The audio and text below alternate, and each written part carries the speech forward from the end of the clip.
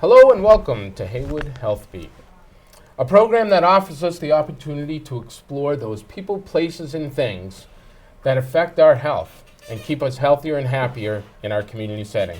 My name is Mike Ellis, and I'm going to be your guide on this journey of exploration to better your health. You know, we have an interesting program today, an interesting show involving some folks from our community who are going to talk to us about patient safety and quality of care in a healthcare setting, and that relationship between quality and safety and measures and an ongoing question that is being proposed to increase nurse staff ratios in the Commonwealth of Massachusetts. The question one on the ballot, nurse staff ratios, intends to address a growing concern that patients in healthcare settings are being somehow harmed by inadequate nursing staff related to increasing severity of illness and complexity of care. Our two guests today from Heywood Hospital include Cheryl Fletcher, a registered nurse from the Mental Health Unit, and Jane Allard, a registered nurse from the Oncology Specialty Surgical Care Department. Welcome, guys. Thank you for being here. Thank you. We appreciate you taking time out of your schedule. And so question one, there's a lot of discussion and I think a lot of confusion on what question one is. In a nutshell, can you tell me what question one is to kind of the normal person? Yeah, I think that question one is looking for the government to mandate ratios, staff ratios, how many patients a nurse can take care of at a given time. And I feel that it's really based on teamwork and flexibility of the nurses, that the government shouldn't have control over how many patients we feel we can take care of. I think that this is going to cause a lot of problems. It's going to affect our emergency room wait times, a lot of the outside programs that the hospital helps to support, because this is going to be very costly, such as like it'll affect our weekend backpack program, our suicide awareness program. If we're going to have to hire all these additional nurses in order to staff this, and if we don't hire them, we could be fined up to $25,000 per incident per day, which this is going to be a very poor investment for our community hospital. It's interesting you say that, right? Because Heywood Hospital has done what so many community hospitals have not been able to do, and that's stay afloat, continue to not only deliver the services that the community has come to expect, but expand services. So I think what I'm hearing is that the number of nurses that are on at any given time on any given unit, it's now going to be mandated, and it's going to be, you know, pretty strict. So Heywood is going to have to hire more nurses. Yes, that is correct. Yep. And is there any correlation between hiring more nurses and improved quality of care? In the state of California, they have done this. They're the first and only state that has mandated. They started this in 1999, and it was put in place in 2004. And there is absolutely no evidence that they show any correlation with patient safety. Matter of fact, we are number 3 on the list of health safety in the country, and California is number 25. That's a pretty important and startling statistic. Yes. Yeah. So California enacted it in 1999, and you say it was fully implemented in 2005? 2004. So 5 years later. And they have closed 13 hospitals since they was put into place. Wow. 13 hospitals could not survive. It will cost Heywood Hospital $8 million to put this in place in the first year. The money will have to come from people's insurances, co-pays, and cut in resources. And also the nursing, there's not nurses that will come to the hospital. In California, they thought that all these nurses would come to the bedside, and which didn't really happen. They ended up getting a lot of travel nurses, and the travel nurses come in from one shift. They don't really have the education or the background of the hospital or the day-to-day functioning when they come in for just the traveling. And in order to fill the nursing staff, everybody's going to compete. So I work on the mental health unit, and they have 12 patients. They'll need 3 nurses during the day, evening, and also at night, at all times, at all shifts. So when it comes to meal breaks and break times, they'll have to have additional staff that will come in. And so those will be competing with each and every floor. And elective surgeries and things and wait times in the emergency room, and even cutting back and potentially losing them in the mental health unit is at risk if they vote yes for question 1. So something you said surprised me, and I'd just like a little bit of clarity. So if the nurse-staff ratio mandates, say, for instance, 3 nurses per shift, those 3 nurses must be present at all times, so they can't, so if they're at lunch, that doesn't count? No. So it's a ratio. Nope. Wow. It's very strict guidelines. Interesting. Jane, you want to add anything to that? Well, I'd like to speak on where we're going to find these nurses. You know, out in our community, we already have some staffing vacancies in the Heywood healthcare as it is right now, which is we have Heywood Hospital, we have the Athol Hospital, and we have 6 satellite areas that we have vacant staff positions.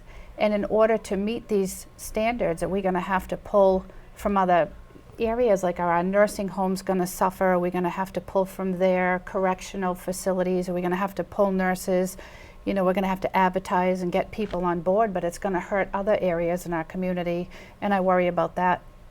It's great, and you spoke about the pipeline problem, because I was reading an article recently that suggested healthcare settings across the country have a vacancy rate of about 8 to 10% of their existing nurse positions. So if, for example, a healthcare system like Heywood can't fill 10% of their nursing positions now without the ratios, where are they going to find the bodies to fill those positions when and if this mandate passes? Worcester used to use temp nurses, but many of the issues that Cheryl brought up about not really knowing and understanding the system, not being familiar with resources and how to refer out, and the next level of care within that institution dramatically affects a patient's care. Yes. That's interesting. And so who's pushing this? If nurses are not necessarily excited about it, how did this initiative petition kind of come about? The drive is the Massachusetts Nursing Association, the M&A, which represents only like 20 to 25% of the nurses in Massachusetts. And there are several organizations that are not supporting this decision at all, especially like our American Nurses Association, the ANA, which is an organization that looks after all the nurses in our nation.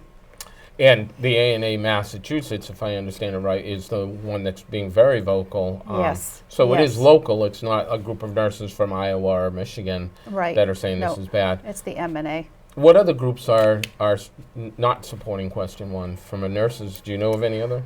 Yes. American Society of Nurses is not supporting it because they want to take in the background of the nurses, the education of the nurses. This is a one-size-fits-all approach. And they're treating Athol Hospital as if it was a UMass hospital. They have the same ratio as UMass. And the bigger hospitals, maybe they need more staff, and there's problems that should be addressed, but this is just not the answer. This is a one-size-fits-all approach that doesn't fit every hospital, and not unit to unit. Not all maternity units are the same.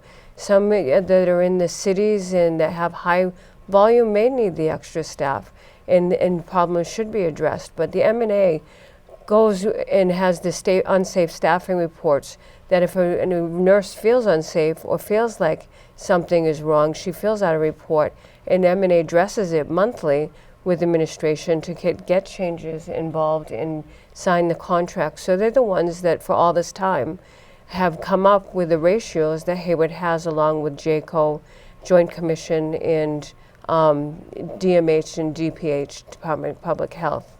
Those sound pretty significant. You just suggested that there are already regulations in place that mandate kind of this idea of quality of care and From hospital to hospital. from hospital to hospital. You mentioned the Joint Commission on Health, the Department of Public Health, the Department of Mental Health.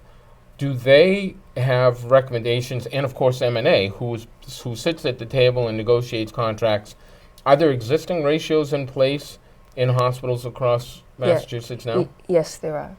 And For those each floor. and those yes. come from those regulatory agencies? Both of them and both the contracts, The all of them combined already have the existing staff ratios. So I want to just share with some of our viewers some of the regulations that are imposed by different agencies on hospitals as it relates to minimum staffing. The Joint Commission on Health, we mentioned, Department of Public Health, Department of Mental Health, the Division of Healthcare Facilities Licensure and Certification, Division of Medical Assistance, the Board of Registration for Medicine, the Centers for Medicare and Medicaid, the State Office of Pharmacy, and our third-party insurers, those third-party payers, all require some kind of quality of care and satisfaction in order to be licensed, certified, and accredited. And of course, hospitals across the Commonwealth, not only are there regulatory agencies, but they seek additional certifications and accreditation. So in order to be accredited and certified in those areas, again, they have to meet a certain standard of care that is, it's pretty high, if I understand it right. Yes. Yeah. Yep. We're not number 3 for. Yes. We Right. work hard to strive where we're at. Well, you just got to my next question. Is there really evidence that quality of care is not good in Massachusetts? And you mentioned the study earlier that, you know, Massachusetts was number 2 or 3 in the nation in terms of healthcare safety and quality. And the only other state that has imposed this, California, is 28th or 25th.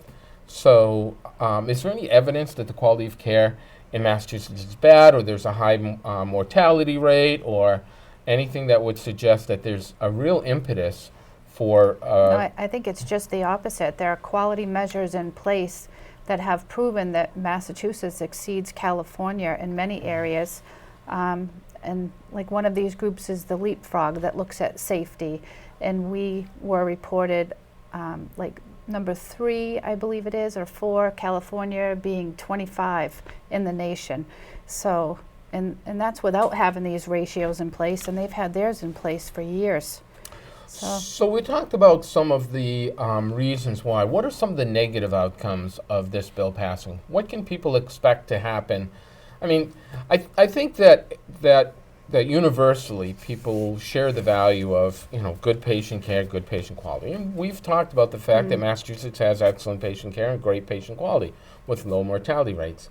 So, you know, we're kind of already existing in that environment. But what might happen or potentially will happen if this measure passes? The emergency room is a big one that comes to mind for me, that scares me, because if a nurse is only allowed to have a certain number of patients in that emergency room, and she may be waiting for a patient to go upstairs to a floor, but they have to get the right level of nurses up there to handle that.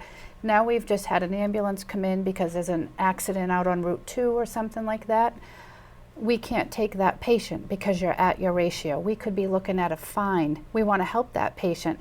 Well, now the ambulance, the EMT or the medic is going to have to sit with that patient on the stretcher until we're able to take that patient in the ER and not go over our ratio. Well, now what happens if there's another call that comes in to 911 and our first responder can't get out because they're tied up with a patient in the ER? And this is just, it's going to be awful for the ER wait time, and it's just not safe for patients. That sounds huge, right? So Yes. if I understand it right, the ambulance who works for a private company, doesn't work for the hospital or may work for the city or town, they pick up a patient that's in some kind of a whatever condition, might be critical. Right. If a nurse is already maxed out on her ratio, she can't just sign one of her patients off for a few minutes and deal with this person. What are the implications of giving up care for a patient that they've already started with? There'll be a lot of diversions A lot of diversions. to different hospitals. So if Heywood is at their max, then they send them off to Leominster, and if Leominster is at their max, they go, and it can go on and on. So you have to go longer for emergent care. You have to, when you go to the emergency room, the longer, we don't have a long wait time because we're able to take people in. Because a lot of people that are there now are stable, but waiting for labs to come back. They're waiting for placement to other hospitals. So nurses just can't take the next patient in. And you've Until all that one's seen, discharged. we've all seen that we've had people in the hallway, which is not ideal, but they've had them because they're waiting for the next step, next bed, next place to go. They're stable conditions, but now it's just a number of patients. It's very rigid, and you take that many patients and no more, and everybody else just has to wait, and that's really unfair to the public. I think one of the unintended consequences that you both brought up is this idea of having to have care provided by the local EMS and diversions, right? So an ambulance that comes to Heywood Hospital, that might be a 20 or 30-minute call. But now if that ambulance has to truck down the road to UMass or to Boston, you're looking at a substantial increase in the amount of time that ambulance is literally out of service for the next call. Correct. And so the impact goes far beyond then, if I understand it, the hospital. It goes to the local community who's providing those EMS services. That could be substantial. We talk about levels of care, and I think Cheryl mentioned the fact that between units, even the same unit at different hospitals, it's a different kind of care. Looking at patient complexity and all of these things that contribute to a patient's health. So it might be their age, it might be their disability, it might be their previous health condition, their cognitive ability, and they require different levels of nursing intensity and different levels of complexity. How is that going to be affected by ratios? They'll end up having not specialty nurses like mental health nurses. They'll have to plug in people wherever they can get them. And that will be new nurses or people with less experience in different areas. Like, for example, I wouldn't want to be going to OB to, even getting trained, trying to deliver a complicated delivery when I'm actually have a psychiatric experience. But they'll have to have the nurses be very universal into a lot of different areas to cover the ratios, safe or unsafe. They'll also have to have, different, closing different resources. Like, this is not the time to be really closing the community resources into the hospital, like the cancer screening and addiction treatment. There's a very big opiate crisis out there, and Heywood has been playing a big part in helping that crisis along. All of those will probably need to be cut if they're $8 million in the hole before we even get out the gate. They cannot come up with that additional funds for free funding or additional programs. And these aren't slush programs. No. I mean, when you talk about substance abuse screening or cancer screenings or things like that, these are an integral part of the continuity of care. And so it frightens me a little bit when you talk about the fact that in order to fund the nursing positions that are created by these ratios, some of these other things, may, be affected, adversely affected. And certainly, I go back to the fact and, having a lot of experience with Heywood Hospital in our community, we're doing some great things at Heywood Hospital. We're doing the new surgical wing. We're creating a new emergency department in Athol, and the community has supported us very generously in these types of projects, these capital campaigns. My fear is that when unfunded mandates go through, and again, as I understand the law, there's no funding to go to hospitals to pay for the additional costs associated with these ratios, that those types of projects now are going to become fewer and far between. And when we talk about quality of care, part of the reason we can provide great care is we have state-of-the-art technology, we have up-to-date rooms and services. As things get older and technology becomes passé, the type of care, the quality of care, the patient outcomes are going to be severely affected. Am I wrong? No. No, you're not wrong at all. And I think Heywood Hospital does a great job right now as far as teamwork and flexibility goes. I've never once felt unsafely staffed as a nurse, and I've been at Heywood since 1999, and previous to that I was 5 years at the Athol Hospital. But I think if you have to kind of look at your assignment day to day and base your nurse ratio that way to your patients and see what the complexity of patient Right. care is required. I know that I have gone down to the ER to help when we do see stretchers in the hallway if my area is slow. I've also cross-trained over to help a little bit in surgical daycare, which 2 other nurses in my department have. So I know if I look ahead and our assignment's a little bit lighter, we're able to work as a team and be flexible and help where it's needed. So I never feel unsafe there. I think they've done a great job as a community hospital. So I am going to share with you this. You mentioned the American Nurses Association, American Society of Nurses, the Association of Emergency Room Nurses have all come out opposed to this question. I just pulled this info up.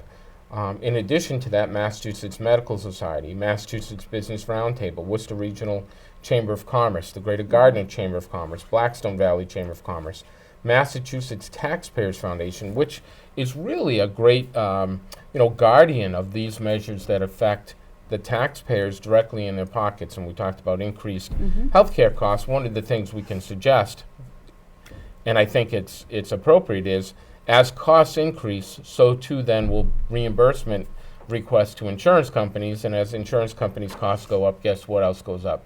Co-pays. Our co-pays, our premiums, right? All of those things. So, for folks to think that this isn't going to dramatically affect the bottom line in their wallets, I think that that's a little bit naive. In addition, many chambers of commerce, including Springfield and South Coast, have all signed on in opposition. The Coalition to Protect Patient Safety, Massachusetts Association of Behavioral Health Systems, Atrius Health, and the numbers of chambers of commerce, the Greater Boston Chamber, Greater Springfield Chamber, Mass Association of College of Nurses, Mass Medical Society, Mass Taxpayers, I think I mentioned, all opposed to this bill. And I find it interesting that ANA, ER nurses, the Association of Nurse Leaders, Massachusetts Chapter Organization of Nurse Leaders, Conference of Boston Teaching Hospitals have all signed on in opposition to question 1.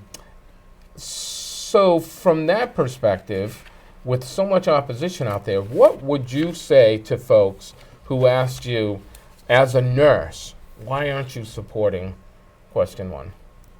As a nurse. As a nurse, I'm not going to support question 1 because I think it would be a very bad thing for our community hospital. And, and it's not just me right now in my position, but I look at my kids and eventually their children, and where are they going to have to travel for treatment, or will they even seek treatment if they have to travel that far, especially where I'm in oncology. I can tell that sometimes patients just don't want to go that distance to Boston or whatnot. Oh, right. Yes. Yeah, and all of the Right. things that come along with cancer treatment, Yep. the ill effects of feeling nauseous and tired and things Sure. like that, to have to go, 2 hours into Boston during rush hour is just adding more problems to somebody who's Yeah. already experiencing a very traumatic Sure. injury, or Yep. traumatic illness in their life. I like also the fact that you talked about long term, that this isn't just about right now the benefits for me as a nurse. This is Right. about my children having access to care, my family having access to care, the availability of care local. So those are great things. Cheryl, what would you say to somebody who says, as a nurse, how come you're not supporting this? And as a nurse, we want to advocate for the general public and not just for a nurse ratio, because that makes no sense. It has no evidence or proof that it's even going to work. As a matter of fact, it feels like almost a setback because California is 25, closing hospitals and closing programs down is not really the direction that we need to take. Do we have some problems that could be addressed? We do, and they should be addressed with all the supports. The M&A should spend as much effort into addressing any unsafe staffing that they feel than in this big bill. This is going to cost Massachusetts $1.9 million the first year alone. This is coming out of our pockets. And I would like to see more programs. If we have $1.9 million to spend, let's do more for the opioid crisis. Let's do more for the elderly and the Exactly. healthcare system. It is Yeah. also, it's not as affordable as people, may think. In the elective surgeries, people won't be able to go and just get an elective surgery because they won't have access to health care. They'll be in the emergency room being sicker and sicker, and not having access is not what the general public needs. They need to have access, not long wait times, and not higher insurance cost. Yeah, because certainly the illness or injury you come in for can be exacerbated by not getting care immediately. I think that's a fact that not a lot of people recognize. They might be going into the ED for a twisted leg or broken leg or a harmed arm or those types of things. We can wait a little bit of time, but when you're coming in with a critical cardiac issue, you're coming in with a major significant traffic accident, injury or illness or a fall, and I can't tell you how many folks I know locally whose parents have recently experienced falls and it's ended up being very traumatic. You need care immediately. I do want to just make a clarification. You talked about it costing almost $2 million. The estimated cost by the Coalition to Protect Patient Safety for implementing the nurse-staff ratio in the first year. And interestingly enough, this bill is going to be voted on in November. If it's passed, it must be effectuated as of January 1, less than 2 months later. California had 5 years to implement it. The measure would cost over $882 million statewide. At Heywood Hospital, Athol Hospital, they're talking about an additional $2 million. At Heywood, an additional $5.5 million. So Heywood Hospital is going to be in the hole by about $8 million, as you mentioned earlier, to implement this staffing ratio. And so, folks, one of the things I think we heard today is that question one really does not guarantee improved quality. And it's a feel-good tagline the proponents of question one are using: improve patient care, improve patient safety, improve quality care. And it's certainly a value we all aspire to, right? Wouldn't it be great if there were no negative outcomes ever in any hospital stay ever? But one of the things that is absolutely true is that patient care is a team approach, that nurses provide only a small part of that care. When you look at doctors, physicians, therapists, people who transport, housekeeping, facilities, all of those folks are involved. Believe it or not, and some folks may find this hard to believe, they're all an integral part of the care and quality of care that people receive in the hospital setting. We know that the ratios are costly, and they run counter to the reform that's already been passed in Massachusetts. I mean, Massachusetts is seen as really the beacon, as the place where people want to resonate to when talking about how to create a good healthcare system. In fact, we know the national system, Obamacare, was modeled after the Massachusetts system, right? So here was something that they considered to be so good, they want to do it across the board. And of course, there's no proof in 20 years in California that nurse-staff ratios can be tied to or affect quality and patient satisfaction. So folks, as you start to think about these ballot questions, we urge you to get informed. Get out there and do your homework, get information, read it, and make your decision from an informed perspective. Certainly, I think both sides of any argument are going to propose and propagate those things that best suit their argument. So there's a lot of information to be had about question 1, question 2, and question 3 on the ballot, but question 1 certainly. If you have more questions, you have any questions, please contact the Coalition to Protect Patient Safety, and you can actually contact some of our folks at Heywood Hospital that are working on this.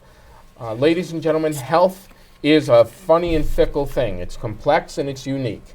And that's an important consideration, that our health is complex, unique, and very individual. So too should the care we get at a hospital. It should be tailored to the needs of the patient based on their complexity, based on all those other factors, and of course, based on the knowledge and experience of nurses who spend a lot of time getting trained. And we do put in their hands, in the hands of other healthcare providers, the quality of care. My name is Mike Ellis. Join me again next month as we explore the issues of health in our community, how we can be happier and healthier and stay active and vibrant and know and understand the resources that are available to you to stay healthy and happy. Thank you for joining us. This is Heywood Healthbeat.